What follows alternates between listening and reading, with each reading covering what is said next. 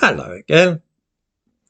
I think I've mentioned before that I've prayed in some of the world's great mosques, places such as the Sultan Ahmed in Istanbul, the Umayyad Mosque in Damascus, and of course the Al-Aqsa in Jerusalem. I certainly have no animosity at all towards Islam. However, there does seem to be something which causes problems with this religion, and that is that some adherents of the faith, and I'm thinking now particularly of converts, are aggressive and even murderous in their devotion. Converts are, of course, always prone to being more devout than those born into the religion. Anybody who has ever met a Catholic convert will have noticed this and know what I'm talking about. I might mention that my first wife was a convert to Judaism, an Orthodox conversion yet. And so I have some experience of this phenomenon. I'm not at all religious myself, and so I find that kind of thing a little wearing. The worst that can be said of converts to Christianity or Judaism is that they pray more than the average person. But when somebody converts to Islam, then this slight strangeness which afflicts all converts sometimes seems to take a very dark turn. I dare say that viewers are aware that the suspect in the Nottingham attacks had allegedly been hanging around a local mosque and by some accounts was actually a Muslim convert. We recently saw a case involving a white guy who converted to Islam when he was a teenager and then began plotting a terrorist attack in furtherance of the cause of militant Islam.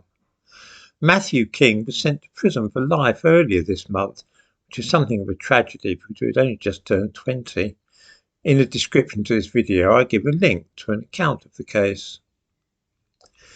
The two men who murdered Lee Rigby were also Muslim converts, as was one of the 7/7 bombers who detonated a bomb on the London Underground in 2005. Shortly after the 9/11 attacks, Richard Reed, the so-called shoe bomber, tried to set off a bomb on another airliner over the Atlantic heading for the United States. He too was a convert to Islam. One never sees anything of this kind with converts to Catholicism.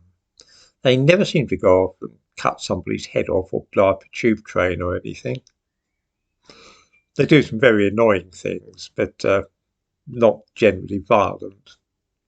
It is only Muslim converts who get up to such tricks. I find this a little odd. I'm aware that some people comb through the Quran and the Hadith and claim to have found all manner of bloodthirsty injunctions about killing heathens, but of course you can find much the same in the Bible. This doesn't seem to me to provide an explanation for what is seen. Of course, in the past, Christians were a little more keen on slaughtering those who disagreed with them. One thinks of the Crusades, say, or the Spanish Inquisition. But none of that goes on today. It is only Islam which still has this business going, and it is only converts to Islam who become embroiled in mayhem and murder. I never heard of somebody adopting Buddhism as a religion and then feeling that his new faith required him to blow up an airliner. I wonder why it is that it's only Islam which seems to have this bloodthirsty and irrational effect on some folk.